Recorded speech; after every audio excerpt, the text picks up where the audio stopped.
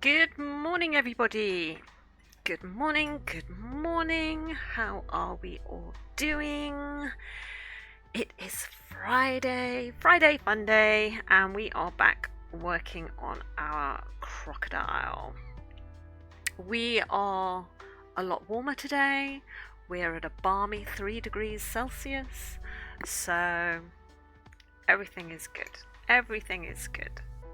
So, we're going to get on with our croc and see how much we get done today.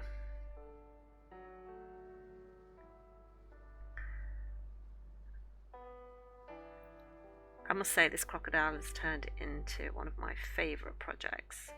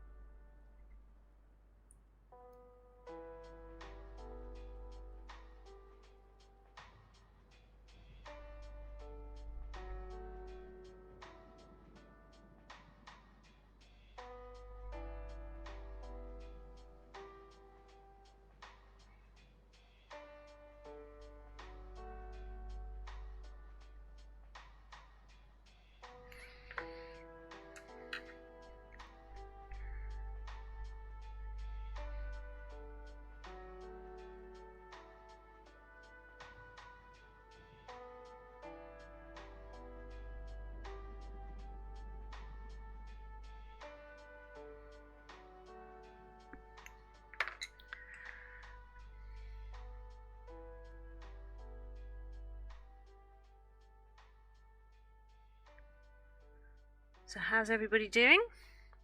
I hope everyone's doing really well.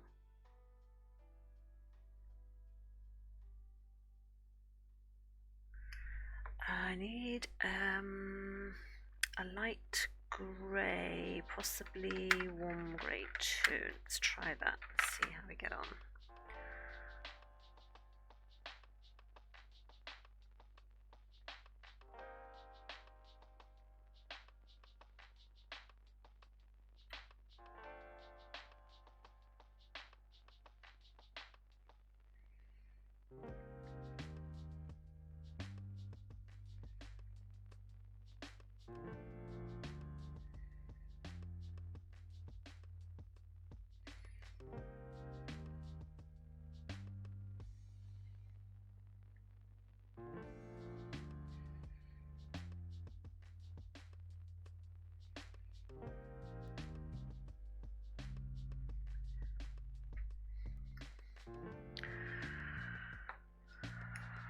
Right, so we have this bit here under the mouth. It's very yellow. To about here.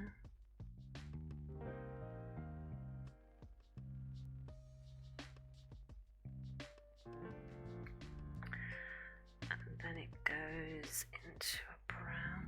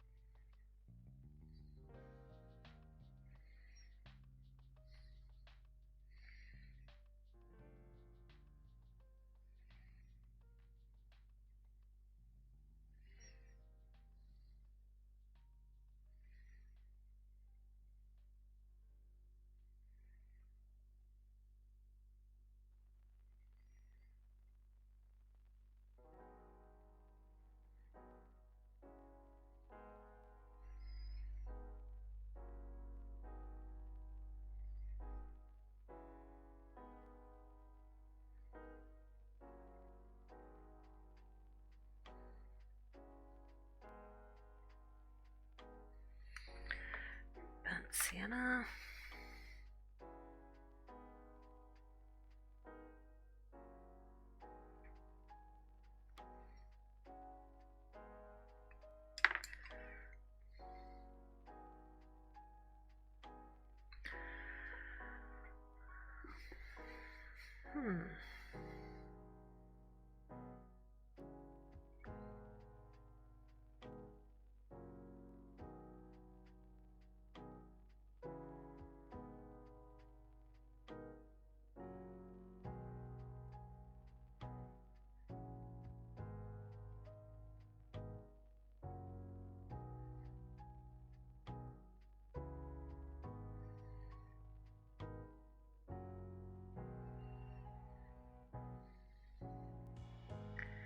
There's a lot of dark crevices and a lot of dirt in between all the scales here on this section, so I'm sort of trying to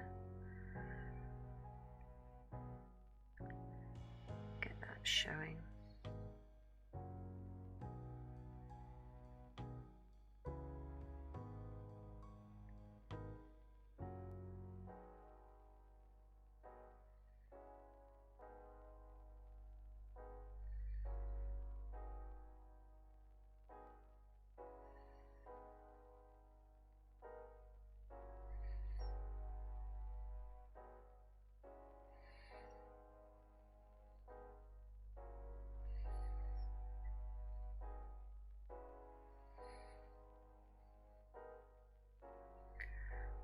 Muddy up some of this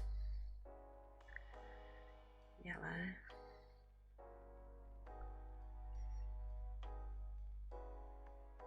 We don't want it bright.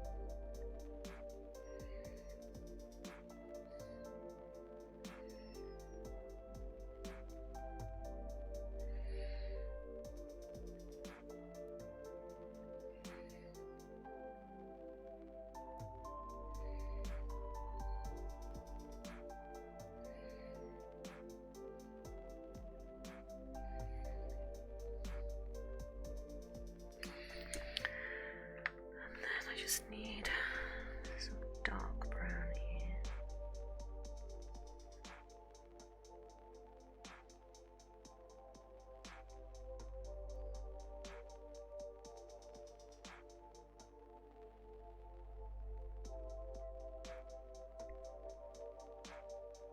Just to blend it in.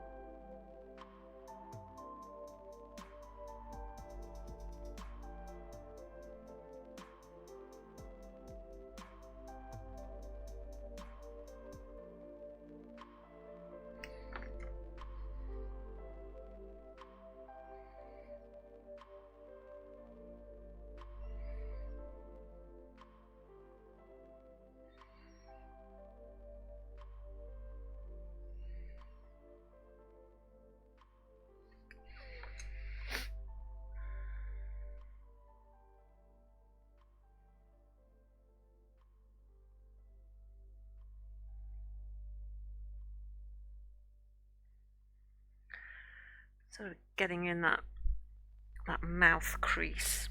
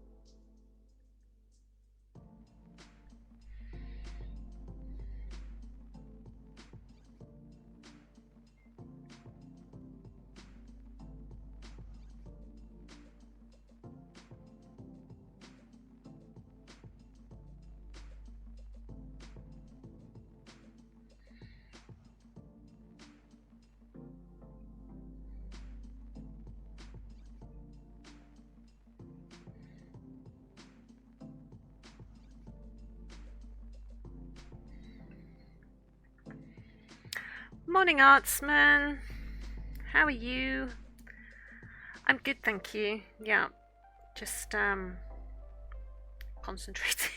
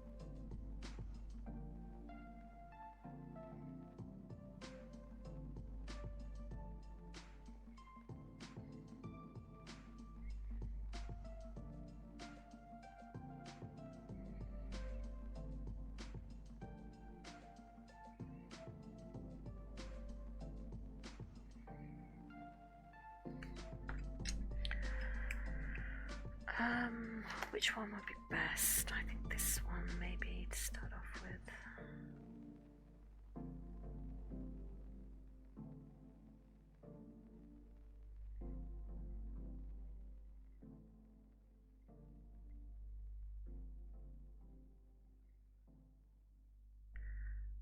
That one's more brown, this one's more green.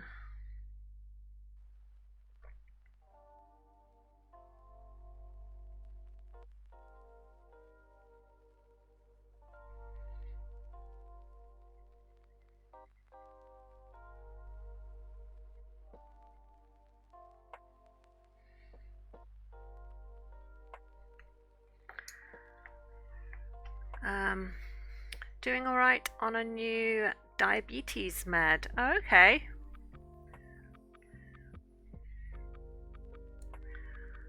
Well, I hope that one does well. Works for you. It's always a trial and error thing, isn't it, when you have to go on new meds, because it's like what works for someone else might not work for you, and that whole trial and error system that you have to go through can be a bit of a pain sometimes, but necessary.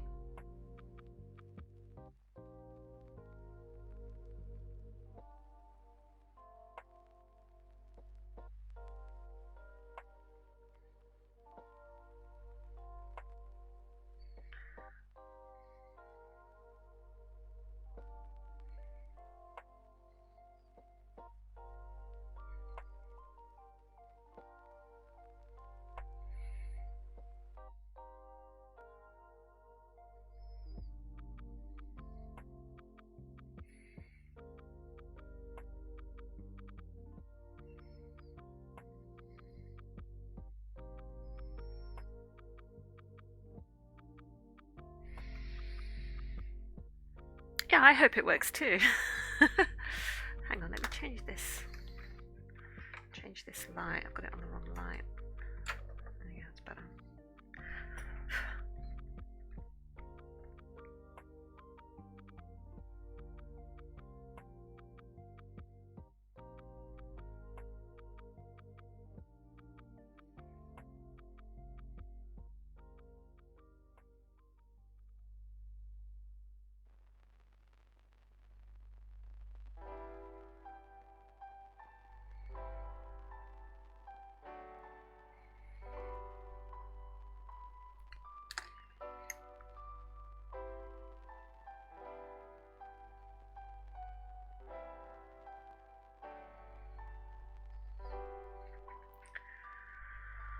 Do, do, do, do, do, do, do.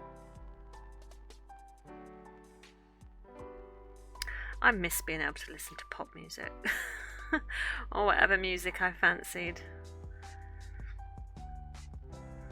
but this copyright free music will have to do, I guess. It's better than silence.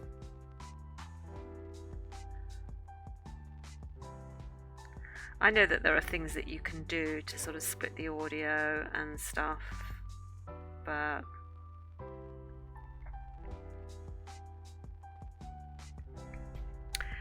it's not right, really, is it? I mean, it's kind of like... That's why they have this whole copyright free stuff, because technically it's stealing. Just don't save your VODs or clips, do it all the time. Yeah, I know, and I know when I first started the channel as well, I did used to listen to, I got James to split the audio for me and stuff, and it was great because we could play what we wanted, but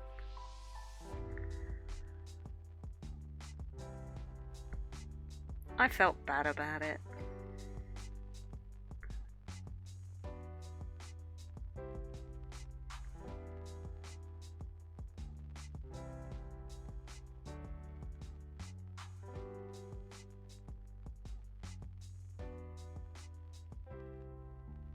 I mean, like when I show you guys books that I've got on here, and I just sort of do a very quick flick through, I never show the whole thing. I don't go through page by page by page, because that's like, you know, you shouldn't do that. And it's the same if you're if like you're a crafter, if you do like cross stitch or crochet or something, you don't show the pattern because it's stealing technically. So it's like, no, I just don't do it, and I don't want to get into trouble. So you can set it up in your setting to not save the VODs. I know.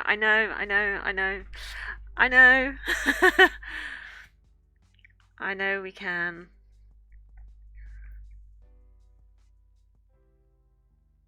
But because I put the VODs in their whole form straight onto YouTube, I would have to go in, I would have to take I would have to go in and edit out all the sound and put in a new soundtrack, and life is too short. Life is too short. I've got so much other stuff I need to do. It's just simpler just to have this sort of music on.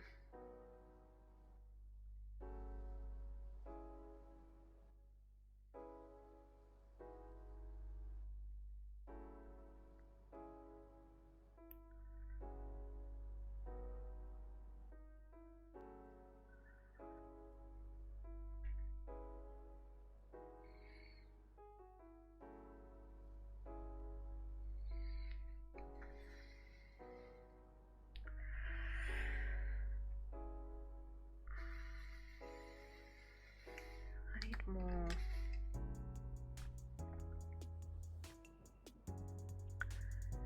of a gold colour here.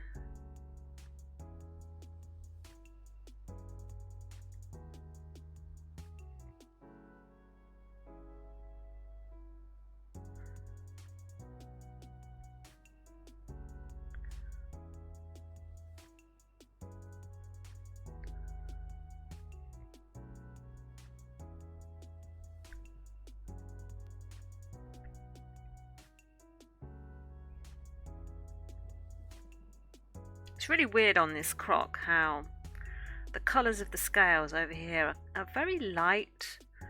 This colour that I've got here, this sort of cross between the very light grey and the green and a little touch of gold. And then as you get here around the mouth, the colours are really saturated and darker.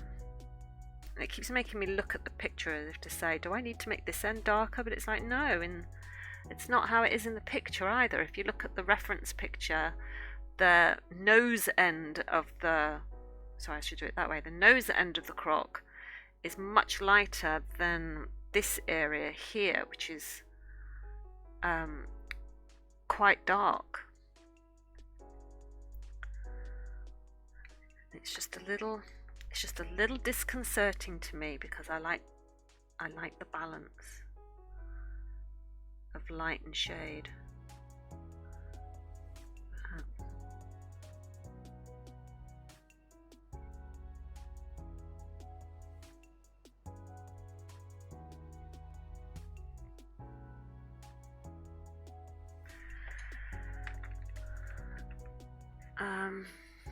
You do what you feel right. Yeah, I guess. One of your nephews and his wife are in town. Oh, okay. Oh, it's exceptional. Thank you. I appreciate that. But I'm sure, I mean, you're an artist, so you probably have the same thing too. You sort of look at stuff and you're like, could do that better.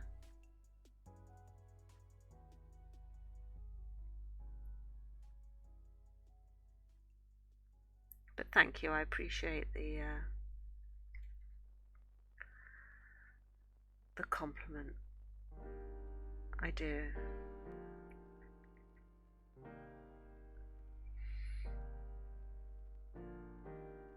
I was having a real battle yesterday with my own self, which is what, you know, the best battles that you can have, which seem to be the usual things.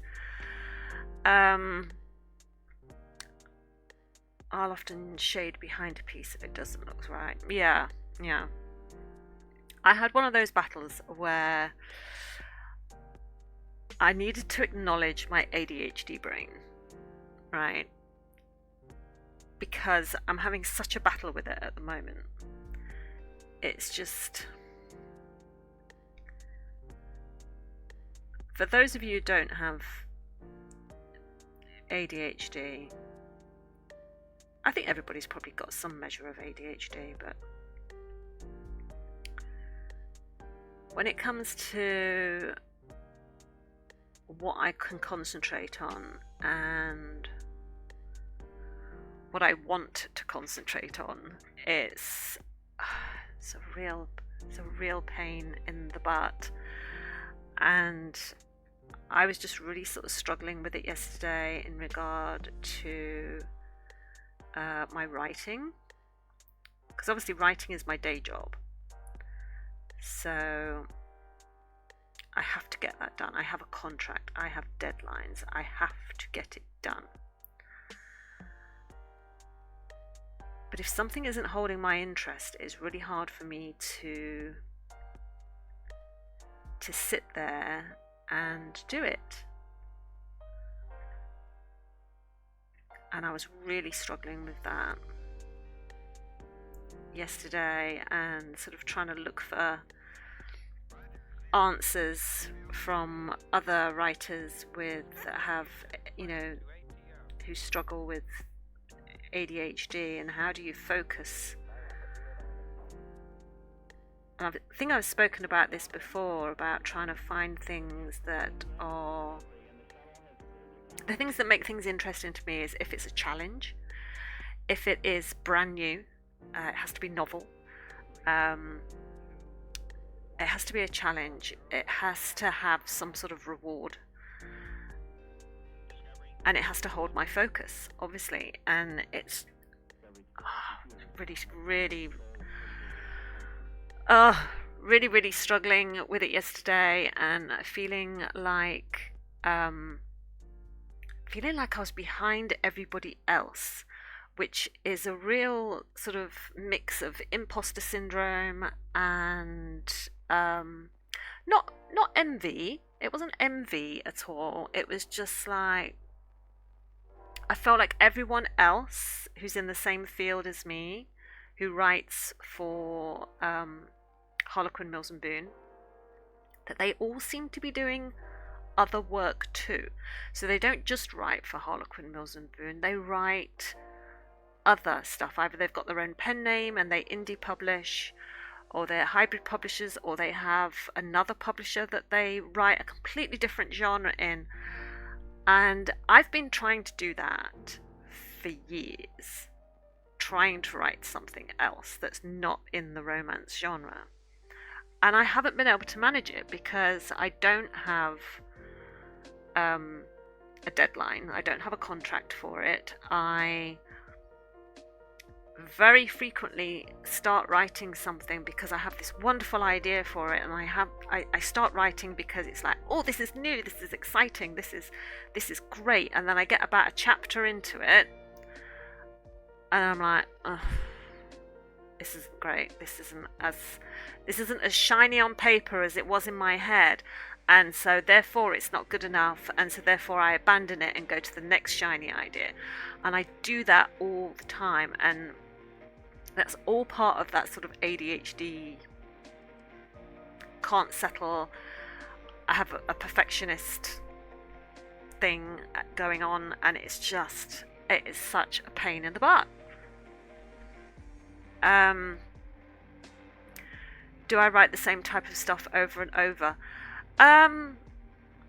No, I try and make every Harlequin book as different as I possibly can. I mean, obviously all the settings are different, the characters are all different, their backstories are all different, they each have different challenges and conflicts and barriers to overcome for the hero and heroine to sort of fall in love, obviously. But at the end of the day, I'm writing about people falling in love over and over and over and over again.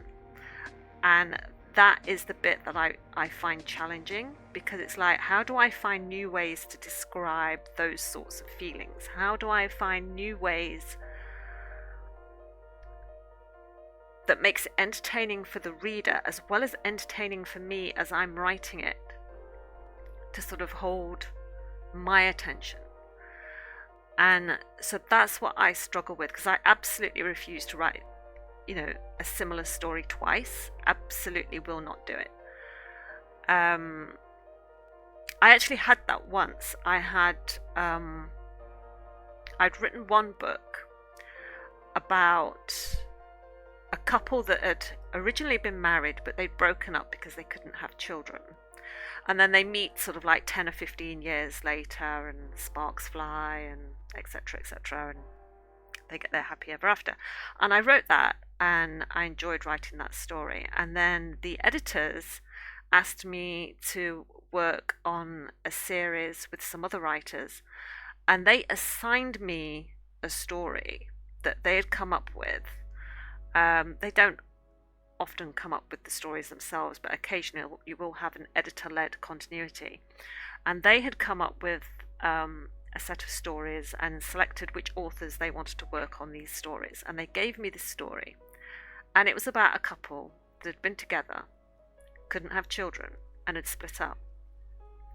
And were meeting again many years later. And I just finished one of those.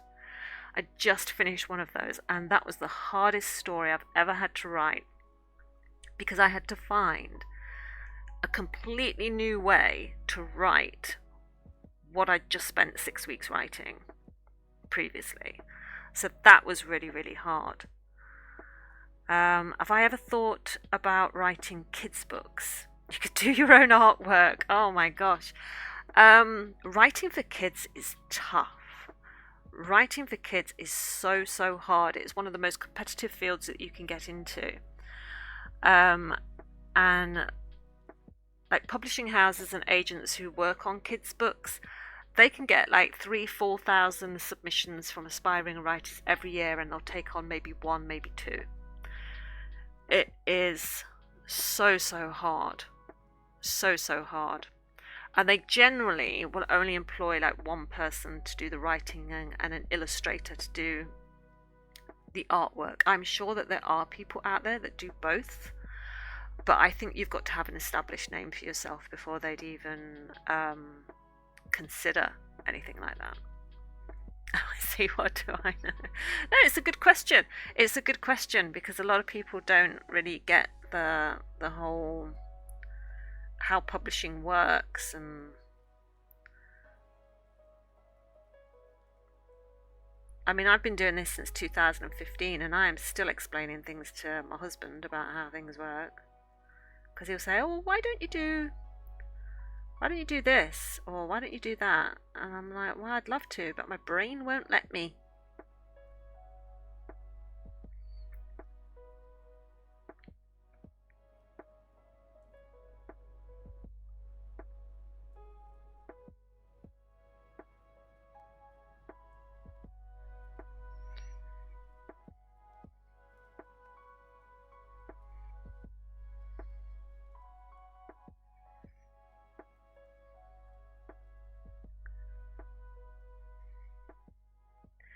So yeah, so I've had a bit of the, oh, everyone else is doing all this writing and writing other stuff, and I'm not, and I've been trying for ages, and why aren't I in the same place as everyone else? And it's like, I know I've got to move at my own pace, and I'm dealing with extra stuff, but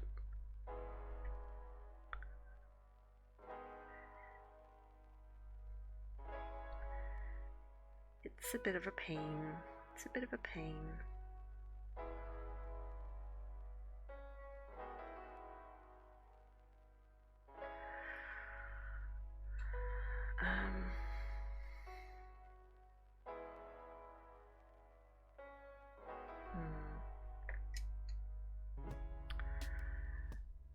Which bit to do next? That's the thing. If I finish the sweep of this jaw to here, and then we have this line here.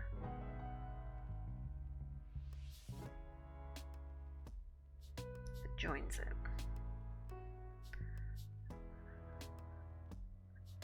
I'm just seeing where we have the crease for the head.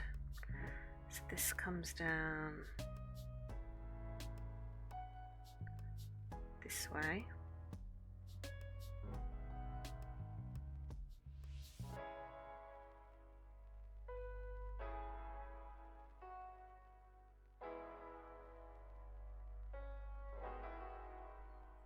I'm just seeing where the crease of the head comes, because then we have back of the neck here, and we have some these ridges here. We have some more of these ridges that go down the back. Right, okay, just so I know.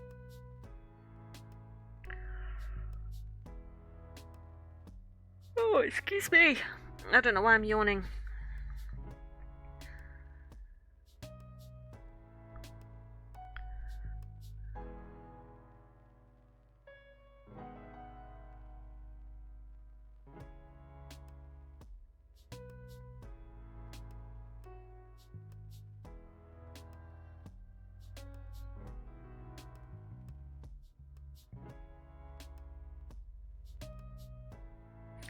I've been rewatching. I say rewatching because I only saw a few episodes the first time. So I've gone right back to the very beginning of The Crown. I'm watching that at the moment. So every time I have a moment where I can just sit down and chill, I stick on The Crown. I'm only in like season 2.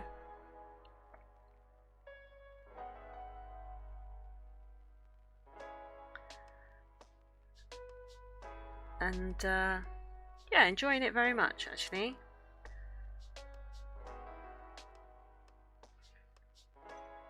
It's interesting to sort of see it from a different viewpoint of,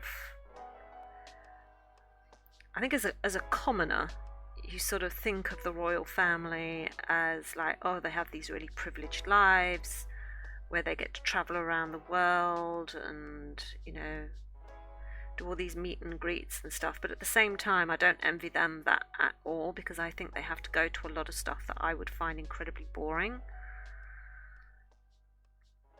And I think having to constantly come up with small talk to talk to people who you don't know, but you've got to be polite, and, you know, as you meet them in the queue and say hello, and you've got to have something always to say to them, I think that must be incredibly tiring. But to watch the show, in the first season, I very much felt like they are as trapped by the crown and the duty and how the monarchy must appear, that they don't have these as amazing lives as you think they do just because they're rich and they live in a palace and, you know, get to travel around the world.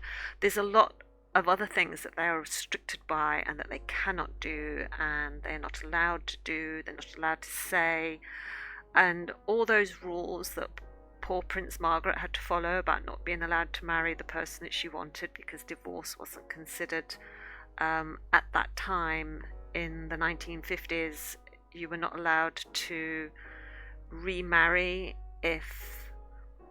you were not allowed to marry a divorced person if the divorced person's spouse was still alive, because in the eyes of God, they were still seen as married. And as the head of the church, the Queen was not allowed to go against those doctrines and everything. And it was just, yeah, it was really, really fascinating. Humans are humans regardless of their station. Yes, exactly. At the end of the day, whether they've got a crown on their head or not, they still have feelings and probably all the same worries that we do, in just a different way. But as I've gone into the second season, there are things that are really beginning to bug me about how the monarchy was set up. I mean, I don't know if this changes as we go further into more modern times, but we're still in the 50s, and it just seems like the private secretaries and the government had more say in what the royals can do than what the royals themselves actually want to do. And yeah, I really felt for Princess Margaret, and I also really felt for Queen Elizabeth too. And for a while there, I actually felt sorry for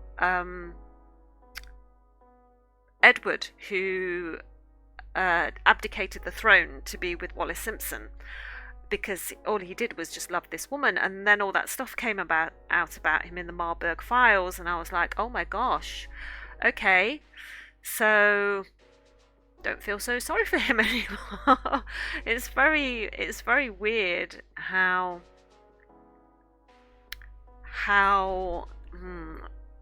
the media and how the general population are told about things through the media, and how things are polished and hidden, and you're only told a little bit. And yeah, I just find all that really quite fascinating. I've tried writing a little bit, showed a couple of friends who seem to have liked it, never finished anything, I probably never will, but it was fun to dabble. Oh, okay. What sort of things did you write? Interesting. I'm always interested in what other people try and write when they dabble and have a go. And I'm not surprised, to be honest, Artsman, because I think if you do art in any way, shape or form, whether you're a sculptor, whether you're a painter, whether you sketch, or I think we all try a little bit of all the different arts just to sort of see what fits us.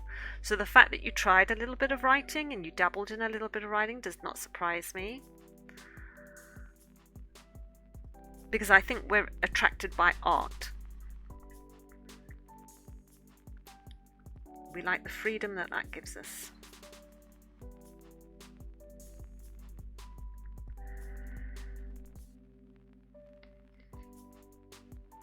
Excuse me.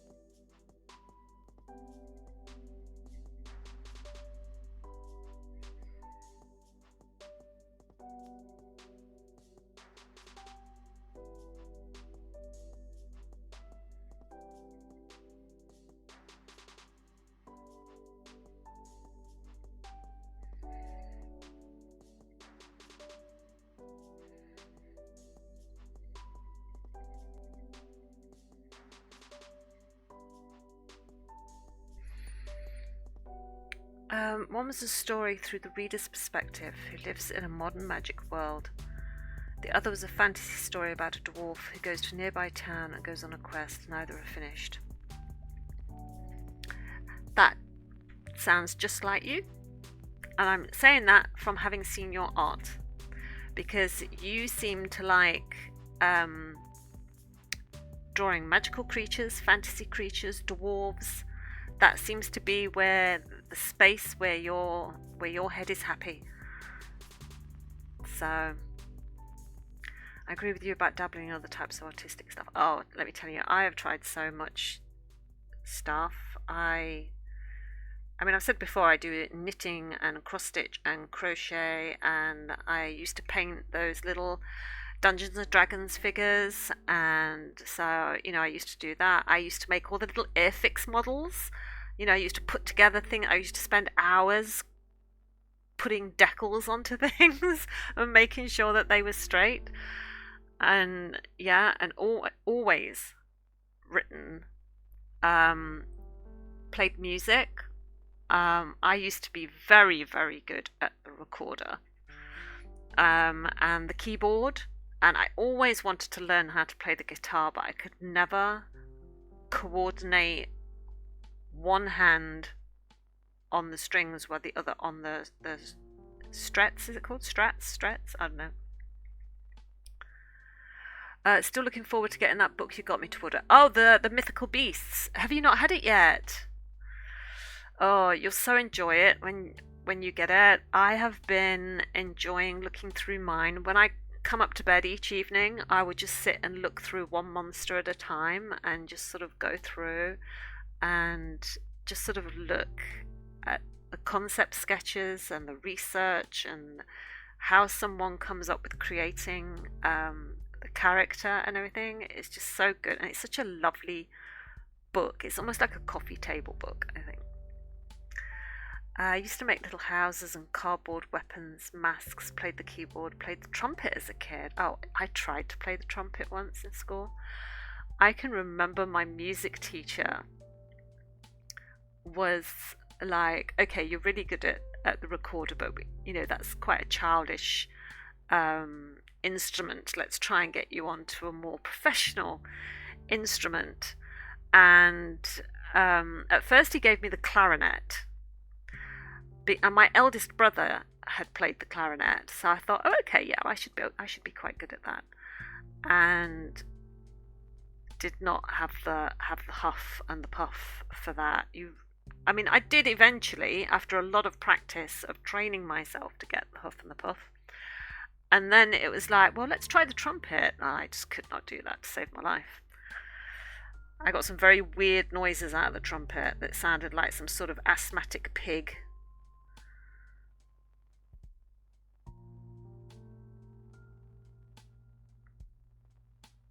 Not that I know what an asthmatic pig sounds like, but if I could imagine it, that's what the noises would have been.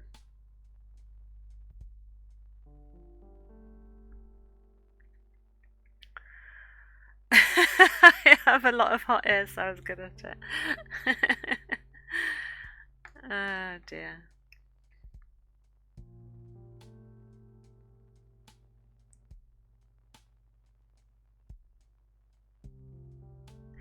I have a lot of hot air too,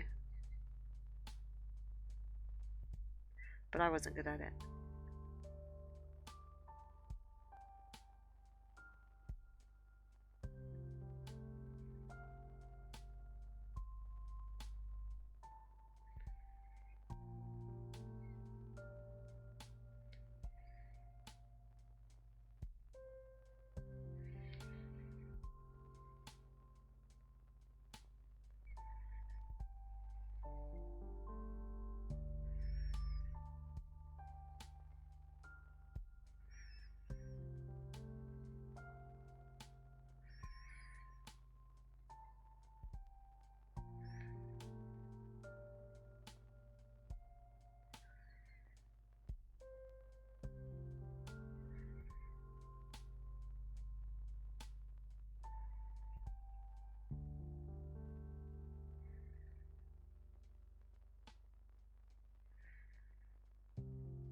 I watched a little bit of our mutual friend yesterday. I was watching Star Freckles yesterday, just for a little while. She was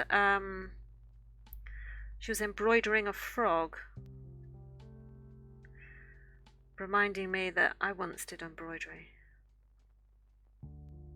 I'll have to actually. I have a finished piece of embroidery that I'm really quite proud of. I embroidered a fox, and I'd never tried embroidery in my life. I'd only ever done cross stitch, and embroidery is completely different. And I was like, okay, I will follow this pattern in a magazine that I saw, and I thought it looked beautiful. And I was like, right, okay. I love foxes. I think the colours on them are just beautiful.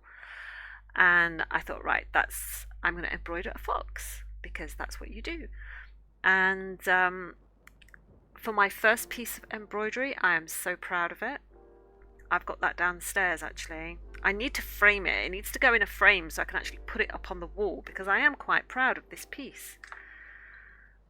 But I haven't done it yet. It sits in the little box that I made it in, and I need to put more of my stuff up and be proud of what I make.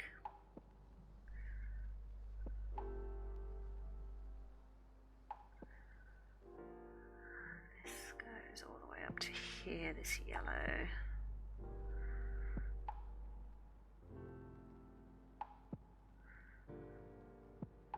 We can pretty much colour most of this yellow, can't we? Yeah. Yep.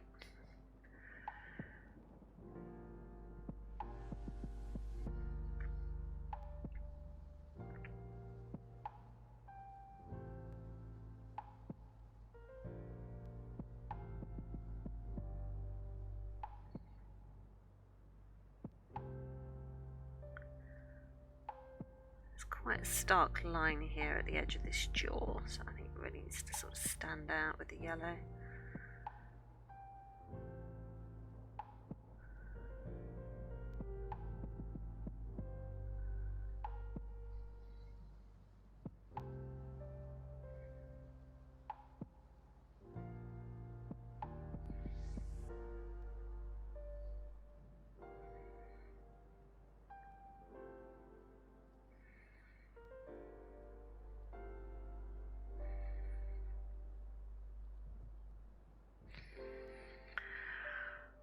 Um, you've got good hot air though. Thanks. Thank you. Um, you missed it unfortunately. Oh, Staff Records broadcast. I should post it. I'd like to see it. Okay. I could go downstairs very quickly and grab it, I guess. Let me do that. Hang on one sec. Let me see. I think have I got a back soon screen? I have. 1 second.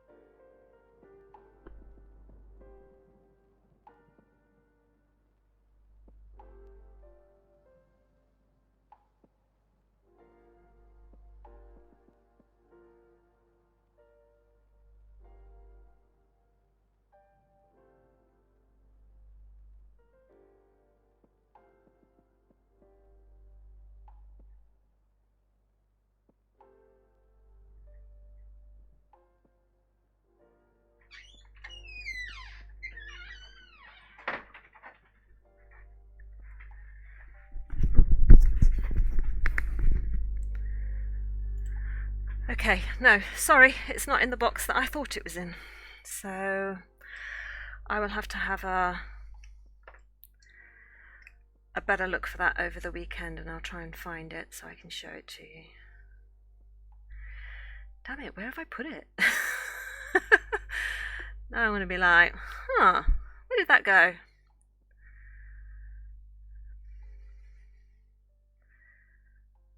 So disorganized.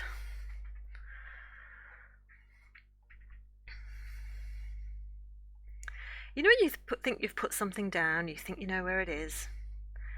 You go, I know exactly where that is. And then you go and look for it and it's not there. That has to be one of the most maddening things.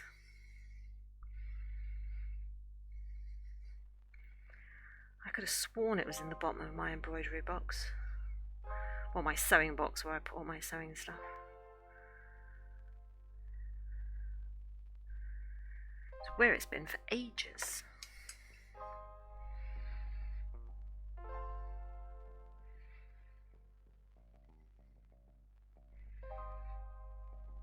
But I think that's my whole house in a nutshell, to be honest. Welcome to the 50s, yeah. This is like menopausal brain as well. It's just scatty. I don't know where anything is anymore. I used to be like the go-to person in the house. If people needed to know where something was, I could say, oh yes, if you go up to your room, it's in the third drawer down, right at the back under your red t-shirt or something. I would know exactly where things were. I was the go-to person, and now I'm just like, I've seen it, but I can't remember where I've seen it. That is basically what you hear me saying generally throughout the day when people say, Mom, do you know where so-and-so is?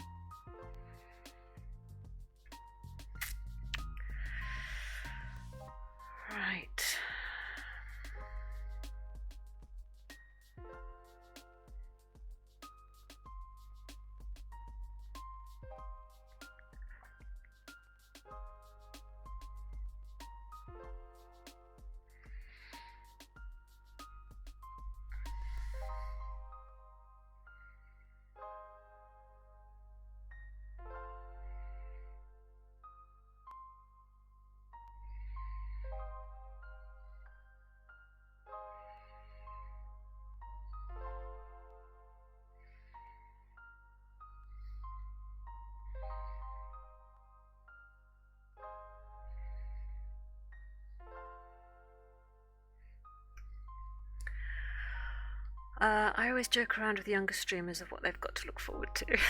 Yeah, I know. I just remember my mum and dad saying things to me, and I was like, no, I won't get like that. No, I won't be the same as you. Why would I be the same as you? You're just being like that because you're just being like that. I'll be different. Nope, definitely not.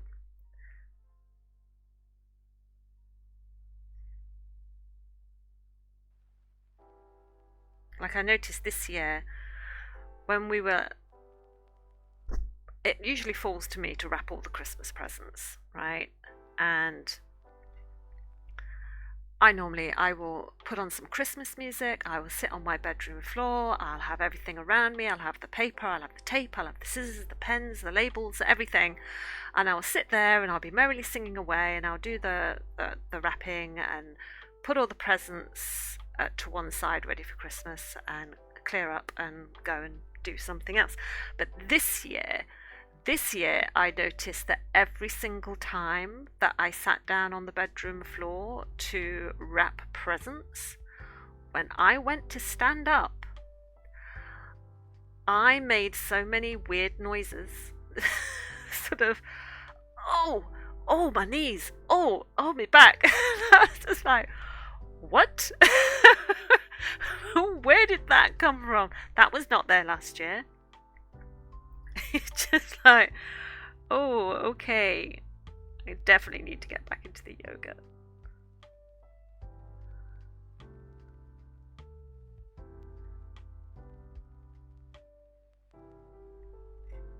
Creeks grown. Yeah. I saw a funny TikTok actually. Was it yesterday or the day before? And it was this really sort of hot guy, and he was sort of like saying when he gets up off the floor, he really resents the fact that his body creaks and snaps like a glow stick, but doesn't have the decency to glow. And that's exactly what I felt like. I was like, yes, the creaks and the snaps, and yet my body does not have the decency to glow.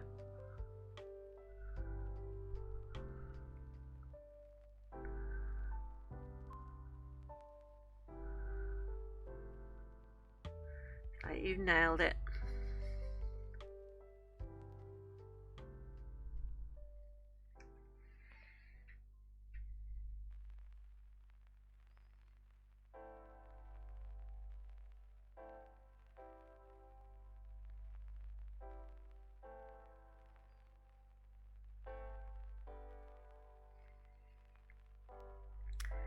But on the other hand, getting old is a joy denied to many. So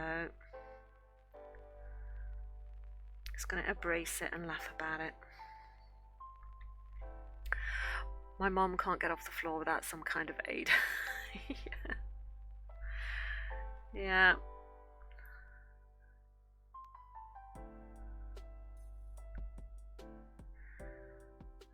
I understand that. I don't think my mum could even get down to the floor at this point, so you know.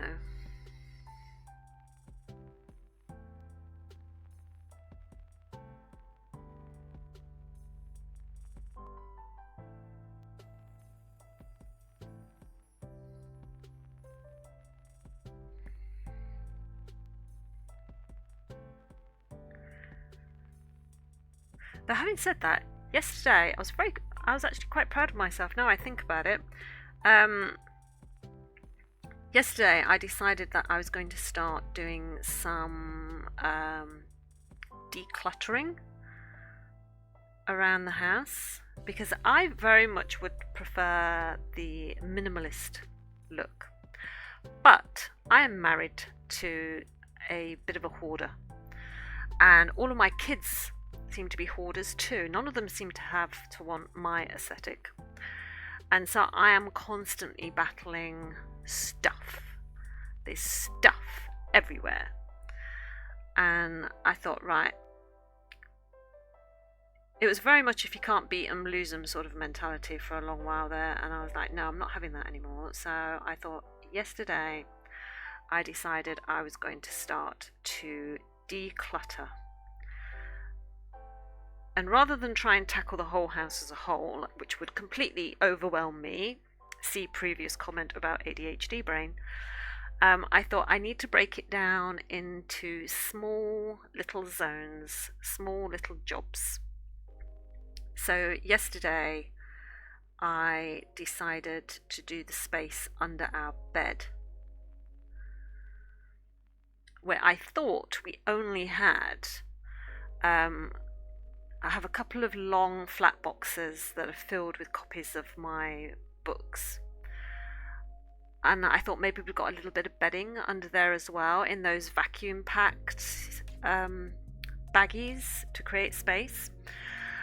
But no, it turns out that there's a lot more under the bed than I realised. So there are shoes, and there is some lighting equipment that James bought for doing IRL streams, and just things that I felt must have just got, oh, we'll just put it under there and we'll deal with it later. And later never came. So yesterday I went through a heck of a lot of books that were mainly mine. Well, no, were all mine. I'm going to be honest, they were all mine.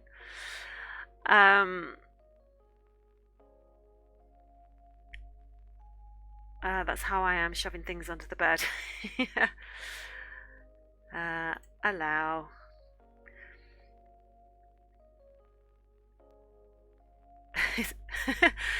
The filter on my chat was like, we're holding that comment because you wrote ho. They thought that you were being rude, but it was just a misspelling, so I know what you meant. That's how I am, shoving things under the bed. So anyway, they were all my books, and just stuff where, you know, when you go into charity shops and, you know, thrift shops, whatever you call them in America, and you just sort of like, oh, that sounds interesting. That, yeah, I'll read that one day. I'll get it now because it's very reasonable price. And I had a load of those books under the bed, gathering dust, because I'd not hoovered under the bed. So there was a lot of dust, which is not good for you. So I took everything out and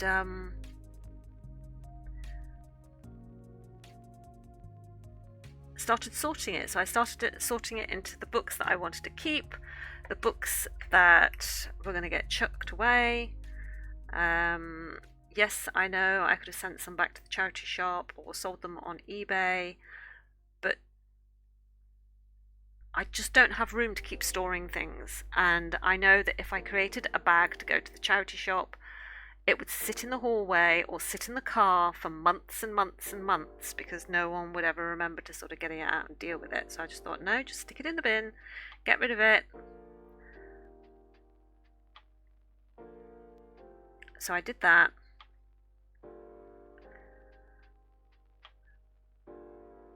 And I found a brand new pair of slippers that Nick had obviously bought for himself and pushed under the bed and then completely forgot about. So I gave those to him. Found an old pair of dress shoes that he'd got for a tuxedo that he bought once, and they were under there. So it was like, right, let's find proper homes for these, and we're going to clear out the space under the bed. Hello, thank you. Hello, everybody. Nick says hi. And bye. And bye. Thank you.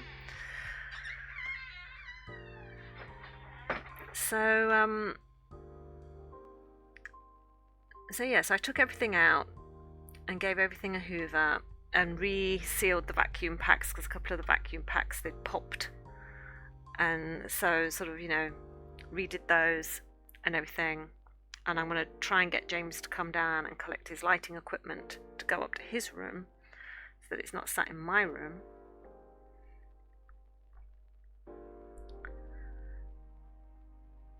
And yeah, so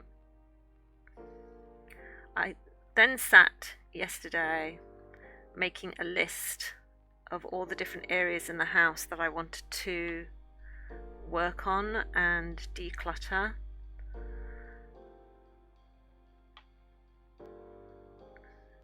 So that I could take them in small bite-sized chunks than trying to do the whole thing, because otherwise that would just overwhelm me.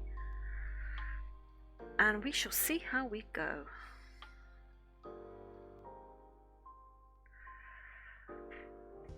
Let's have a sip of tea, seeing it's been brought. I gave away a ton of old books to a guy I knew that said he could sell on Amazon. Yeah. I always say as well that we're going to do like a car boot sale, and that we should just do a car boot sale, and we'll make some money from all this old stuff that we just want to give away. But again, it would mean storing it until we can arrange to go to a car boot sale, and I just don't want the stuff lying around my house. Once I've decided it needs to go, it needs to go, and I can't stand any sort of waffling while I'm waiting. So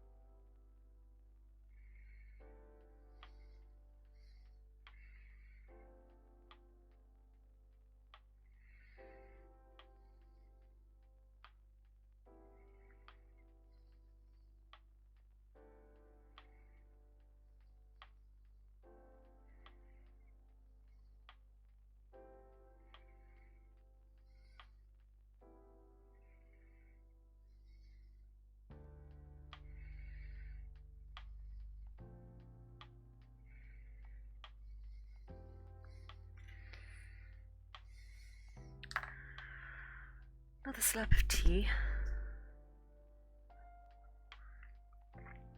We don't have the room now to hoard a bunch of stuff. I went from 2 rooms to 1, but I have a lot of stuff shoved in the closet. I think we all have a lot of stuff shoved in a closet. Probably more than one closet. I've got an awful lot in my bedroom closet, but only because all the stuff that hangs on the rack and at the bottom is mine, but the stuff that's on the shelves at the top is all the stuff that we took out of my mum's flat when we had to empty her flat before she went into a care home, and it was just stuff that we couldn't get rid of. So yeah, a lot of sentimental stuff, a lot of photo albums and, you know, paperwork and, you know, all that sort of stuff that I can't get rid of, but I've got to keep, because sometimes she asks about it, and because she's got dementia, sometimes she remembers it, and she'll have a moment of lucidity, and she'll say to me, what happened to the pictures of your dad, or what happened to my jewelry box, or what happened to this, or what happened to she used to have a collection of Steiff teddy bears, so I've got all the Steiff teddy bears because I thought I can't throw them away because they're expensive for a start and they're collectors stuff. And so I always have to say, I've got it, Mum, I've got it. And she'll say, have you, let me see it. And so I have to have it, you know, so I can show it to her that yes, I do have it, it's here, it's safe, because I know that's the sort of stuff that she worries about. But in the real world, I would have lovely empty closets, all beautifully organised and arranged, with boxes for all the shoes at the bottom. But I don't. It all fits where it fits. And if a cat makes it into the room, she can open up the wardrobe with her little questing paw, and she will go in and she will sleep on all the stuff that's on the bottom, squashing it. So maybe I should get boxes, but I don't.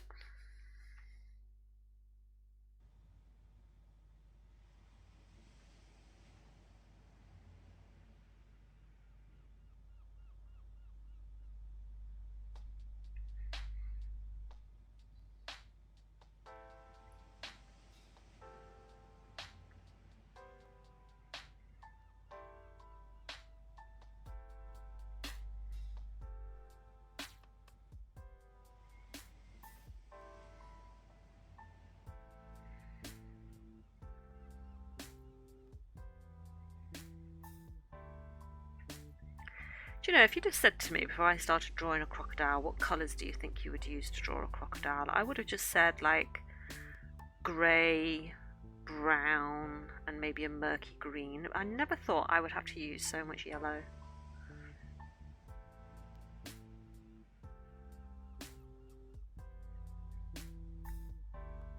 But here it is.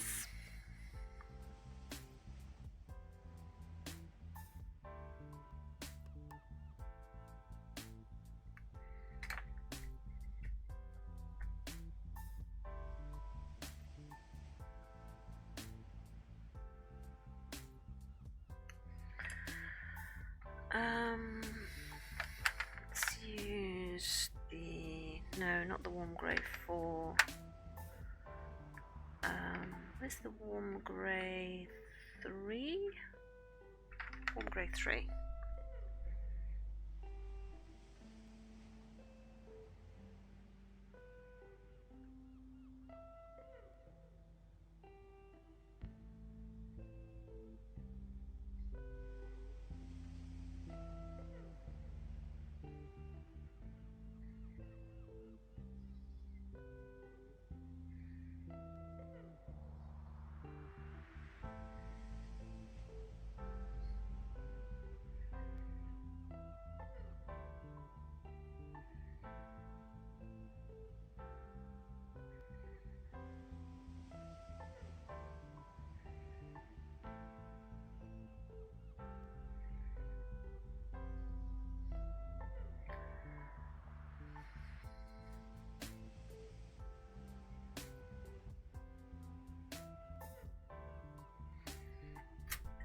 More tea.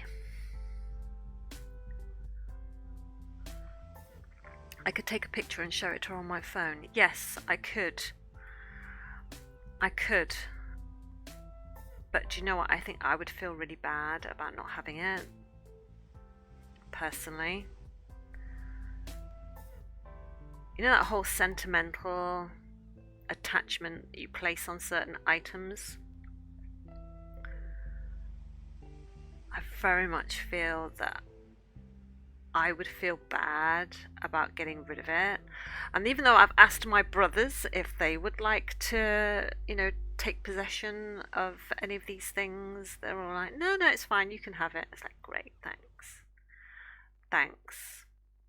All the stuff that was kept from my mum's flat came to my house, did not go to my brother's house. They were like, no, we don't want it. No, it's fine, no.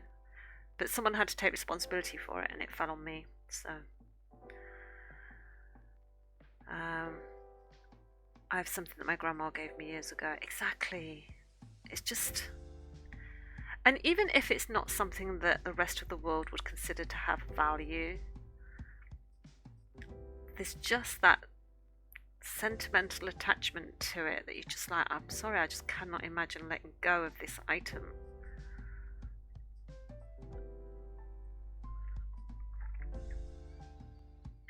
I mean, we had to get rid of a lot of stuff. When you're emptying out someone's flat because they're moving into a care facility or whatever, you have to make a lot of hard decisions because you can't take everything.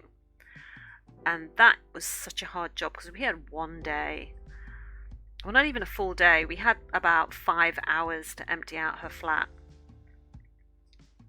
And it's such a difficult job. I do not envy anybody who says that they have to do that, because I know how difficult a job it is.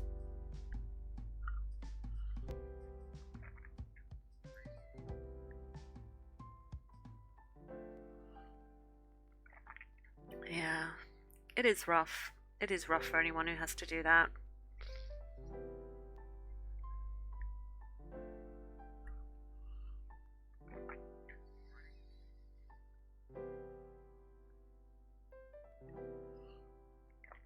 I'm using my son's.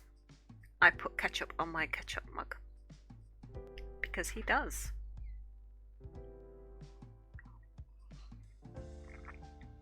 Other brands are available.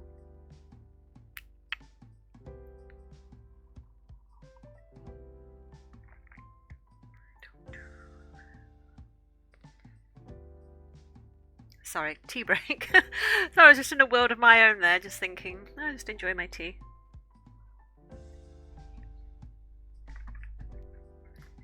Drink it while it's hot. No, I wanted the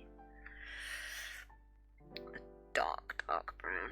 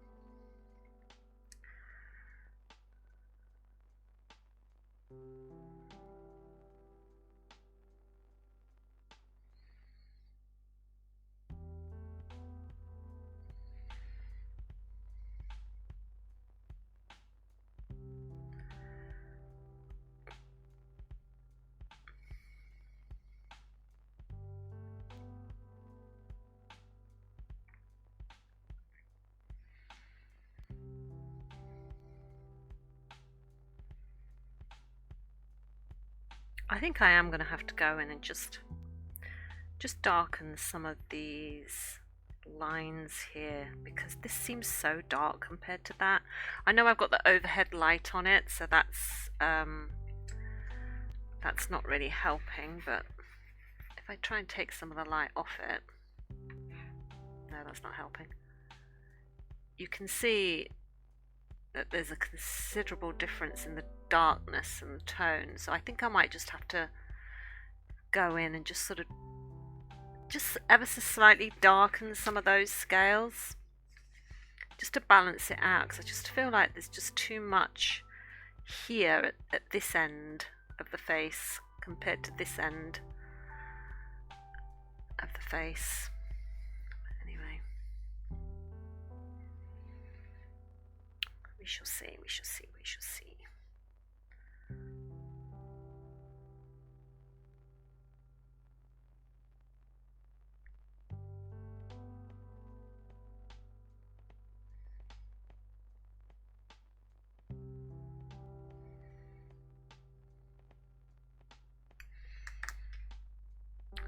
Grade 2 or grade 3.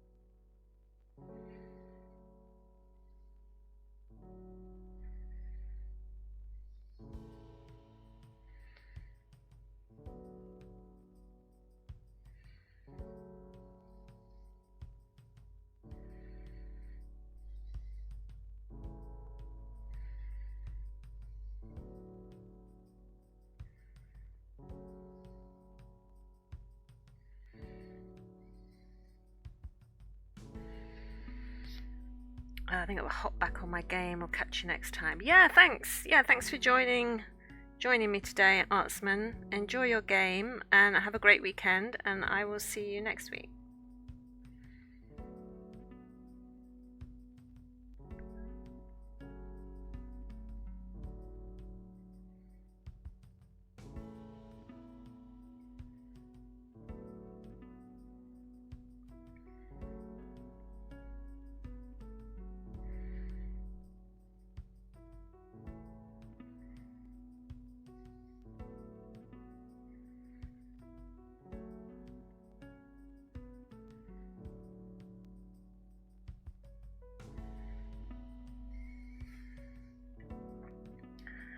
Got lots of little scales here at the side where all the little creases are starting to come into the neck, so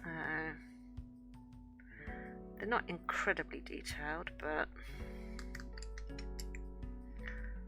there's some darkness in those bits in between.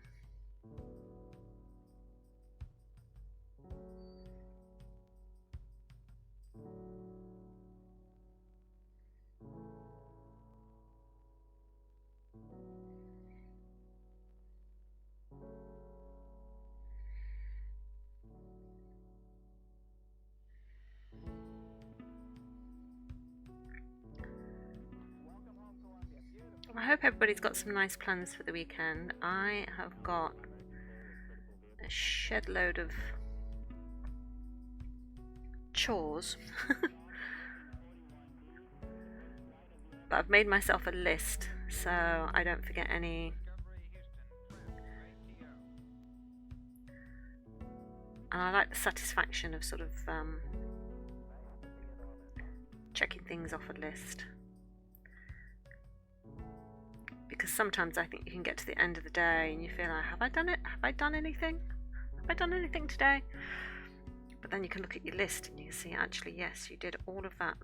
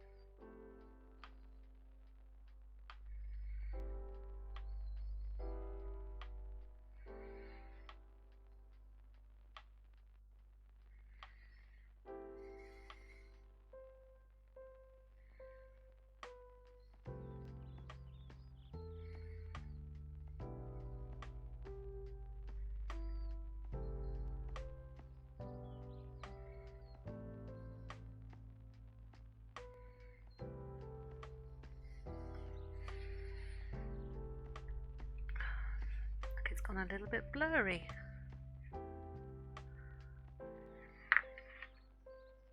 Focus.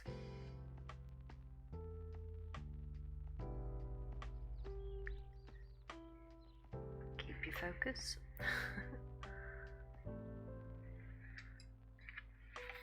I've got a pencil stuck under the drawing. There we go. Okay. Right. Let's do this bit under here.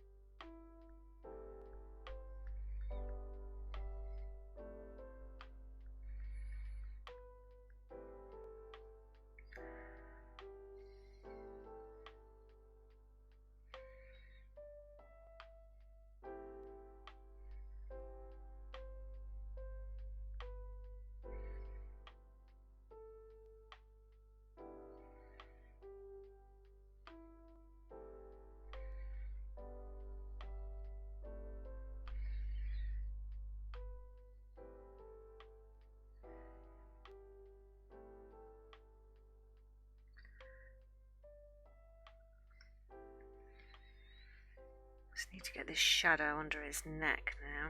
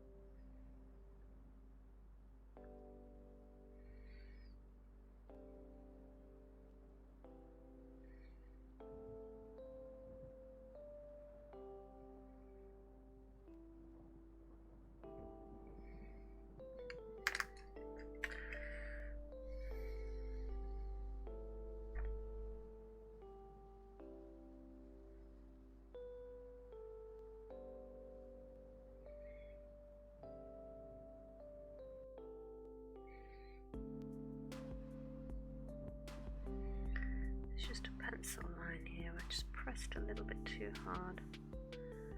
I'm just going to fill that in.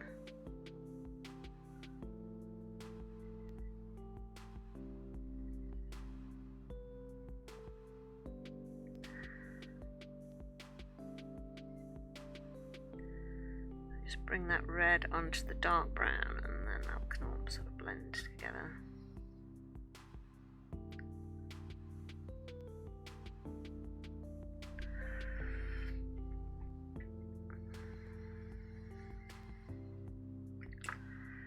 Right, I need my dark sepia.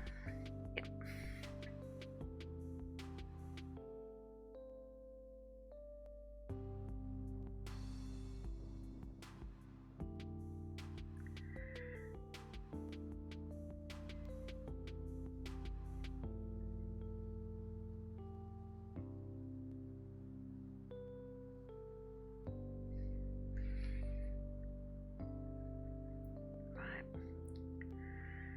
Very dirty, this bit under the neck.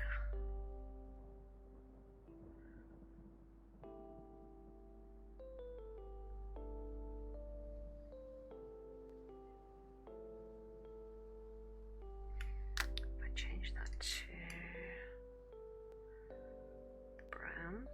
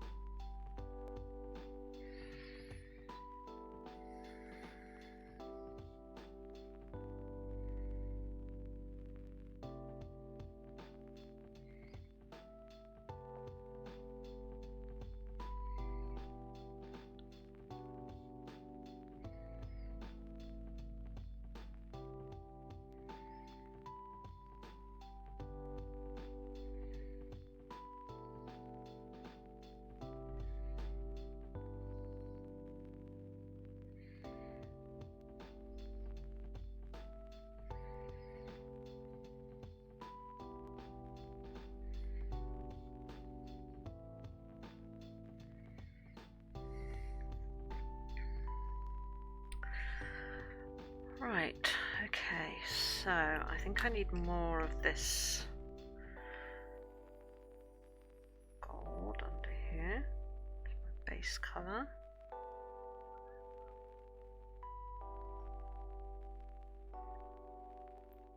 This green gold has been such a good colour for this crocodile.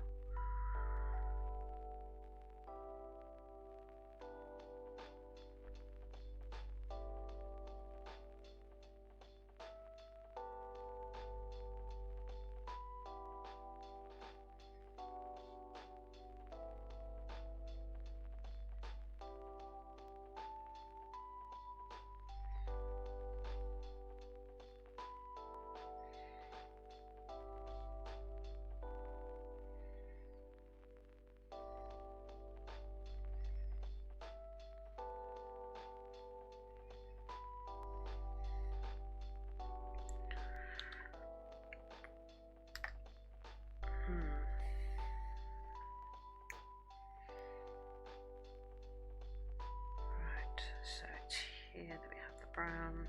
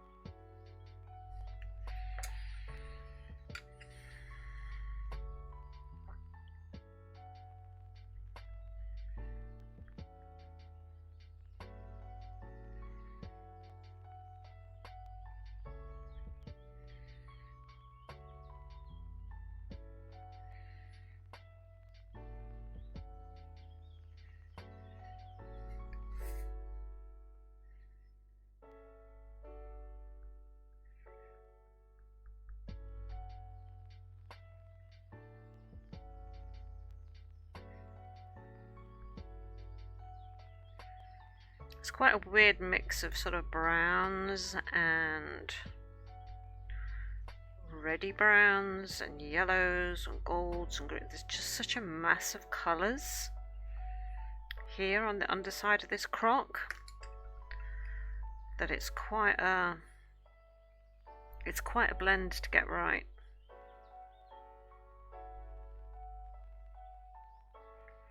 So I'm using a mixture of my walnut browns, my burnt umbers, the is this the Bistre or the nugget? The Bistre, the burnt sienna, which is what I'm using now, the green gold, and a little bit of the dark sepia.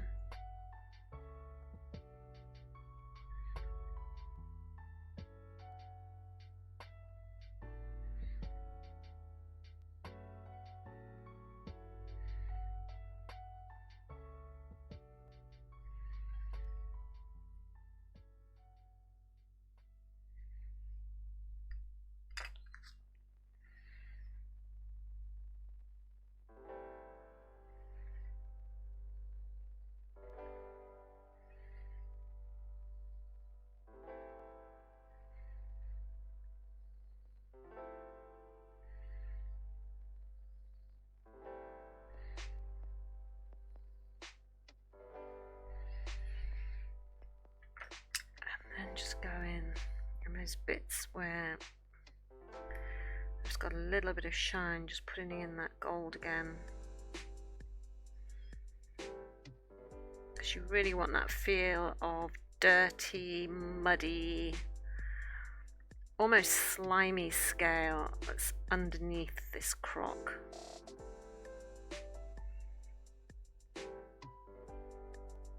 Which is why I'm allowing the colours to muddy slightly. Normally I don't like to let the colours muddy, but it is definitely what is needed here on the underside.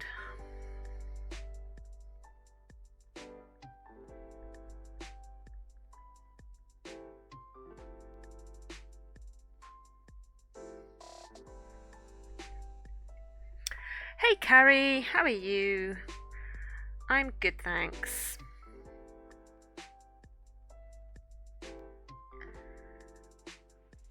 I am just trying to navigate my way through this croc scales. There's a lot of scales.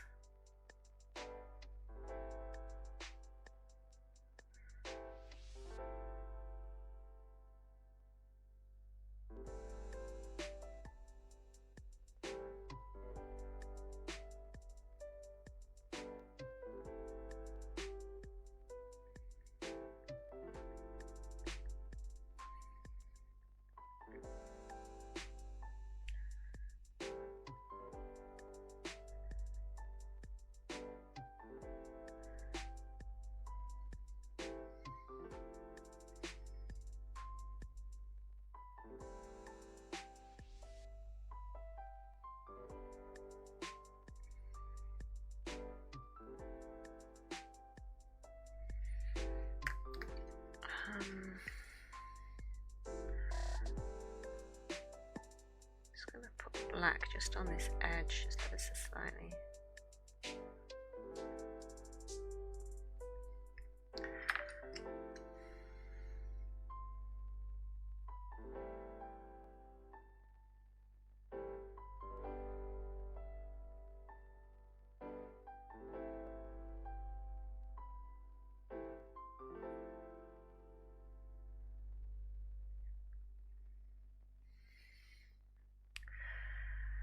Good. I'm glad that you're doing good.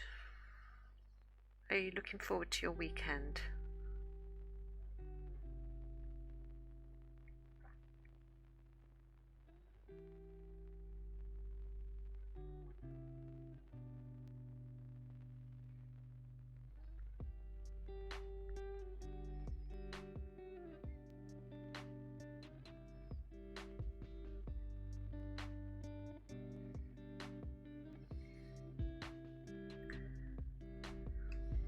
There. I think I'm getting the undershadow of this really quite muddy dark bit that's under its sort of throat, under that bottom jaw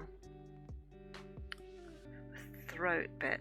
I'm going to leave that quite light there because there seems to be a bit of a highlight on the scale there, so I'm just going to leave that clear.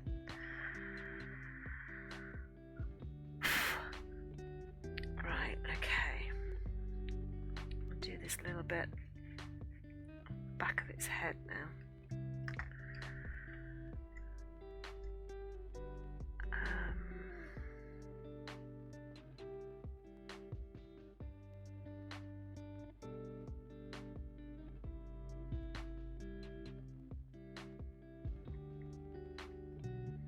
It's slow progress on this one, but you know what? I'm really enjoying doing this one and I'm really happy with it so far, and so I don't want to rush to do all these little individual scales. I really do want to sort of get them right because I'm so happy with this croc, and so I don't want to rush it.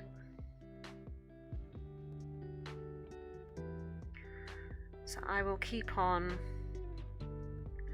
going over certain scales and going over certain bits just because I think if I can keep the standard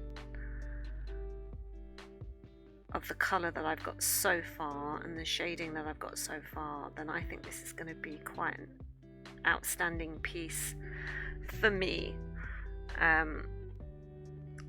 So far it's certainly going to be one of my favourites. Right, okay, so this is one of those things that is up at the back like a horn.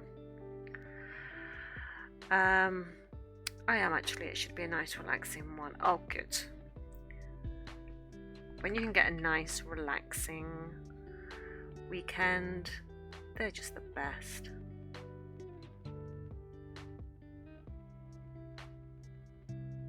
I think a lot of people feel that they have to fill their weekend so that they are seen to be doing things, but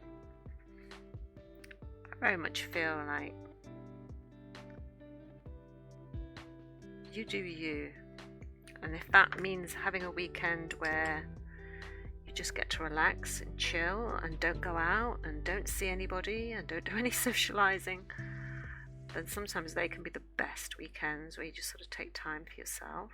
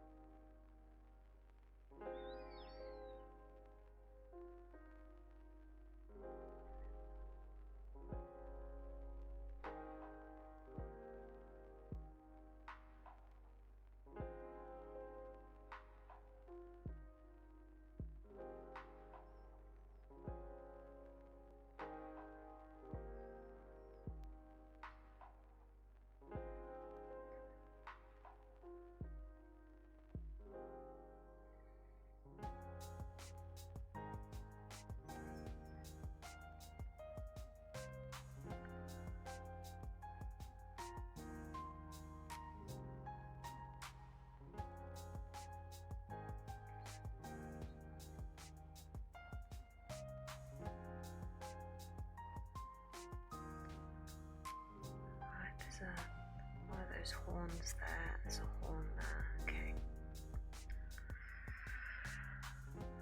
Okay. Sometimes you just need to have some me time. Absolutely. Abso-freaking-lutely. You do.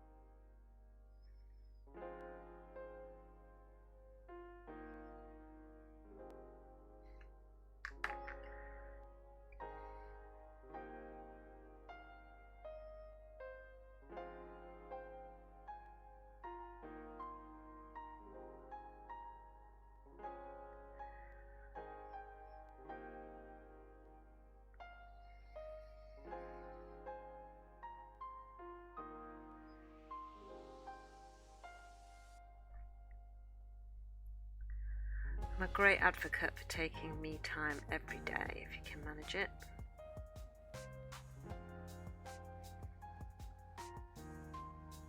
It's not always possible, I know.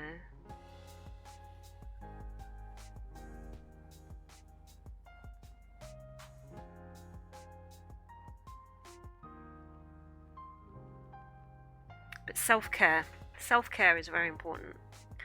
Hey Faisal! How are you doing?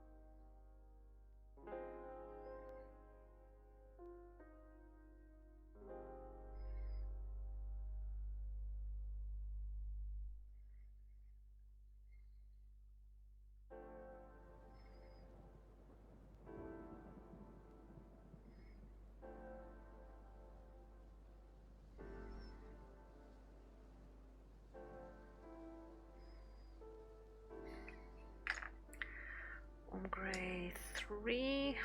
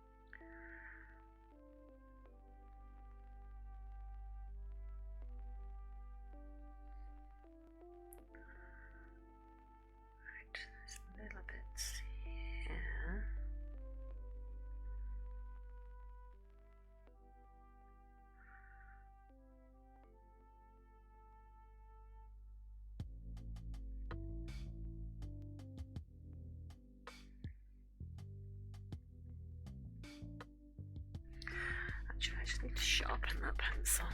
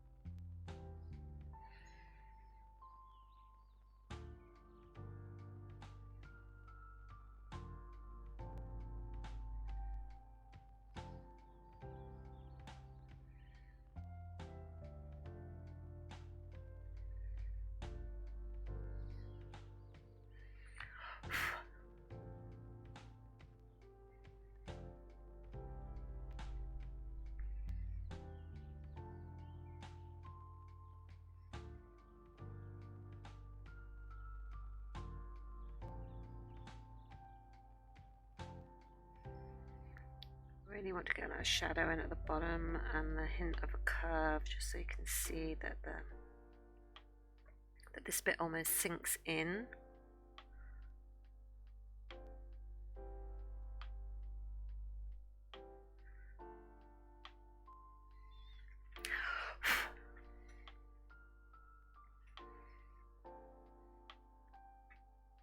Getting there.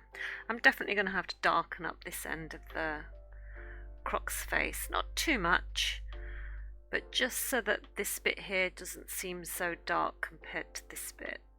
Though bearing in mind it is under the lights and it looks a little bit different when it's not directly under the lights.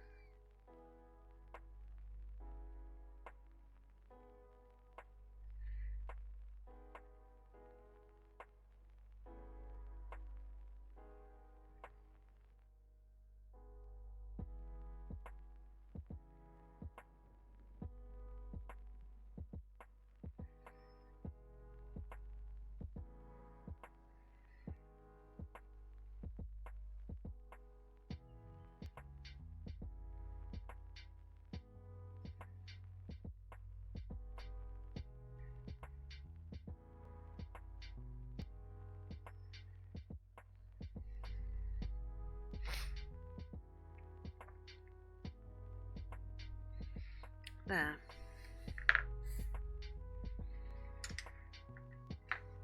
So many browns, so many golds, so many greens, but it is getting there, so I'll try and show you so it's not directly under the light. So I need to blend the teeth, because the teeth are just stark white. I've not coloured them in yet. So I need to do the teeth, and I think I just need to sort of blend out a couple of these pieces here. But yeah, I'm very, very happy with that. I'm very, very happy with that.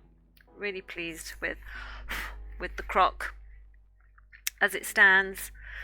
So let's hope it keeps going that way.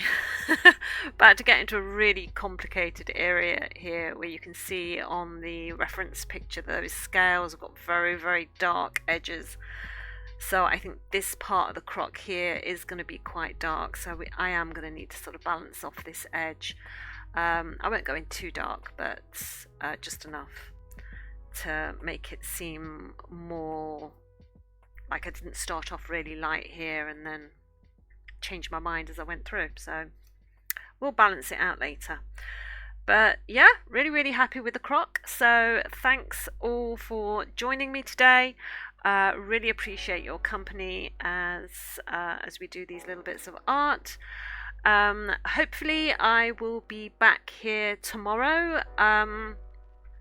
I think again roughly around about 2 o'clock in the afternoon for a writing stream. It will probably be it won't be on the horror book, it will be on the romance book, because I'm on deadline and I need to get that done. So yes, I'll be writing here tomorrow in the afternoon. If you don't see me then, I will hopefully see you on Monday when we return with the wolves. So have a great weekend, guys. Thanks for joining me today. Appreciate your company. Have a fab weekend, and I will see you either tomorrow or Monday. So take care, look after yourselves, and keep well. All right, bye.